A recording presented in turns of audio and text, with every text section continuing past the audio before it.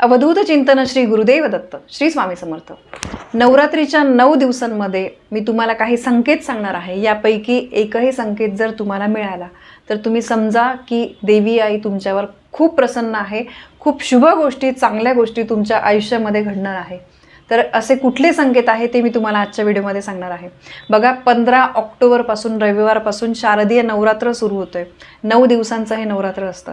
आपल्या सर्वांच्याच घरी घटस्थापना जी आहे ती केलीच जाते असं नाहीये। काहींच्या घरी घटस्थापना असते, काहींच्या घरी नाही नसते, पण देवीची सेवा जी आहे ती प्रत्येक घरामध्ये झालीच पाहिजे। महिलांनो, देवी आईची सेवा करण्यासाठी हा जो काळ आहे, हा 9 दिवसांचा जे दिवस आहे हे अतिशय महत्त्वाचे आहे। कुलदेवीची सेवा आपल्याकडून जर झाली तर आपल्या घरावर देवीचं छायाछत्र हे नेहमी राहतं, मग आपल्याला आयुष्यामध्ये कसली कमी पडत नाही।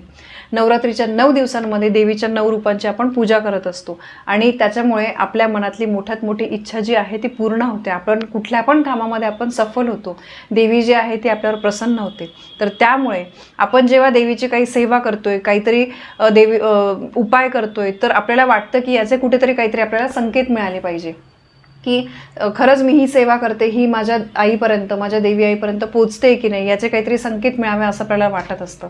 तर त्यापैकीच काही संकेत आहे ते मी तुम्हाला सांगणार आहे। तर आता सगळ्यात पहिला संकेत म्हणजे नवरात्रीच्या कोणत्याही दिवसामध्ये तुम्हाला स्वप्नामध्ये घुबड दिसलं किंवा प्रत्यक्ष तुम्हाला घुबड दिसलं, स्वप्नात असू द्या की प्रत्यक्ष असू द्या, घुबड जे आहे ते माता लक्ष्मीचं एक प्रतीक आहे।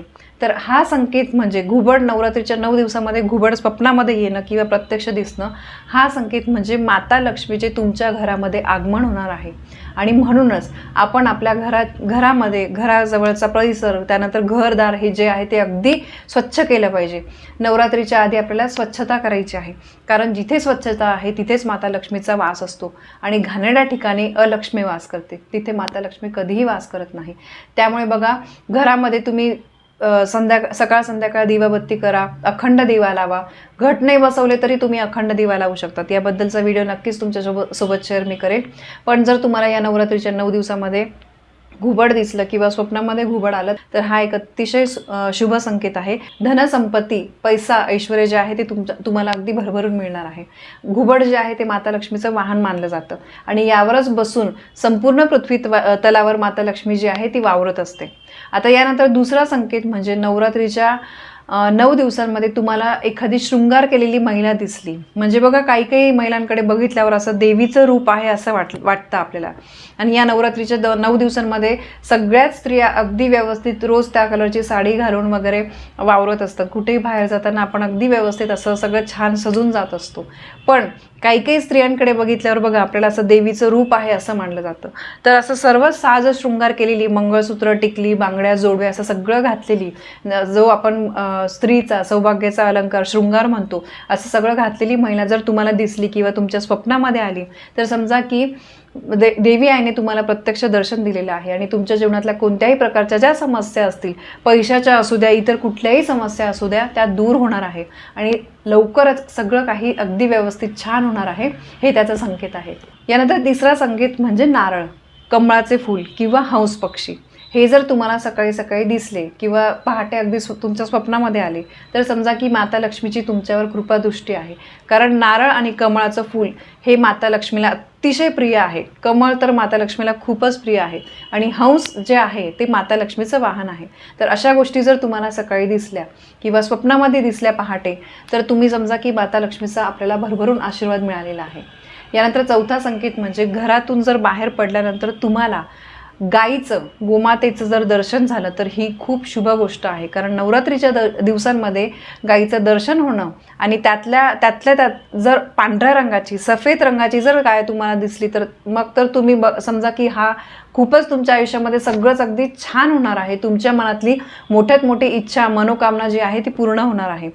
आपल्याला माहिती आहे आता शहरांमध्ये सहजासहजी गायी दिसत नाही, पण असं जर या 9 दिवसांमध्ये झालं, तुम्हाला गाय दिसली, पांढऱ्या कलरची दिसली तर खूपच शुभ आहे। पण इतरही कुठल्या रंगाची पण गाय जर तुम्हाला दिसली ना, तर तुमच्या मनातली इच्छा पूर्ण होणार आहे। तुम्हाला काहीतरी चांगले दिवस, तुमच्या अडचणी, दुःख संपून तुमच्या आयुष्यामध्ये सगळं काही चांगलं होणार आहे, हा त्याचा संकेत आहे। आणि गाय दिसली तर नक्कीच तिला स्पर्श करा, नमस्कार करा। गायीच्या अंगी 33 कोटी देवांचं स्थान आहे। एकट्या गाईला आपण स्पर्श करून नमस्कार केल्यामुळे 33 कोटी देवांना आपण नमस्कार केल्याचं पुण्य आपल्याला मिळतं. तर हा एक महत्त्वाचा संकेत आहे. यानंतर पुढचा संकेत म्हणजे जर नवरात्रीमध्ये कुठे तुम्ही बाहेर कामानिमित्त पडला असाल, तुमचा प्रवास वगैरे चालू आहे आणि जर तुमच्या साईडने समजा एखादा साप गेला किंवा एखाद्या वन्य प्राण्याचं तुम्हाला दर्शन झालं की जो जंगलातच असतो, पण अचानकपणे तुम्ही काहीतरी प्रवास करता आणि त्यावेळेस जर तुम्हाला ते दिसलं आणि समजा तुम्हाला सोनेरी रंगाचा असा साप दिसला, गोल्डन कलरचा, तर समजा की देवीची कृपा तुमच्यावर बरसली आहे. आणि हे सुद्धा एक अतिशय चांगल्या प्रकारचा संकेत आहे. या गोष्टी स्वप्नात जरी तुम्हाला या 9 दिवसामध्ये आल्या तरी हा एक अतिशय शुभ संकेत आहे. अशा प्रकारे देवी मातेकडून नवरात्रीमध्ये हे जर काही संकेत मिळाले तर समजून घ्या की आपल्या कष्टाला नशिबाची साथ 100% मिळणार आहे. कष्ट प्रत्येकालाच करावे लागतात. फक्त बसून कोणीही आपल्या हातामध्ये आयतं मायतं काही आणून देणार नाही आहे. पण कधीकधी आपण बघितलं असेल, खूप कष्ट करूनसुद्धा काही हातात मिळत नाही. नेहमी हातामध्ये अपयशच मिळतं. आपण कष्ट इतके करतो पण त्या मानाने मोबदला एवढा मिळत नाही. तर त्यामुळे कष्टासोबत नशिबाची साथ असणं हे तितकंच महत्त्वाचं आहे. म्हणून आपल्याला या नवरात्रीच्या 9 दिवसांमध्ये देवी याची पाहिजे तेवढी सेवा तुम्ही जमेल तेवढी करा. म्हणू नका की ताई लहान मुलं आहे, अमकं आहे, जॉब आहे वगैरे वगैरे सगळं. पण बघा, हे जे आहे ना, हे आपण रोज नाही करायला वेळ मिळत, पण अमुक एक दिवशी या 9 दिवसांमध्ये जर आपण हे सेवा उपाय केले ना, तर आपल्याला त्याचा खूप फायदा होत असतो. खूप चांगल्या गोष्टी मग आपल्याच आयुष्यामध्ये घडत असतात. तर ही एक महत्त्वाची माहिती मला तुमच्यापर्यंत पोहोचवायची होती. माहिती आवडली असेल तर व्हिडिओला लाईक करा, शेअर करा, कमेंट करा. पुन्हा भेटूया अशा एका नवीन माहितीसोबत. तोपर्यंत श्री स्वामी समर्थ.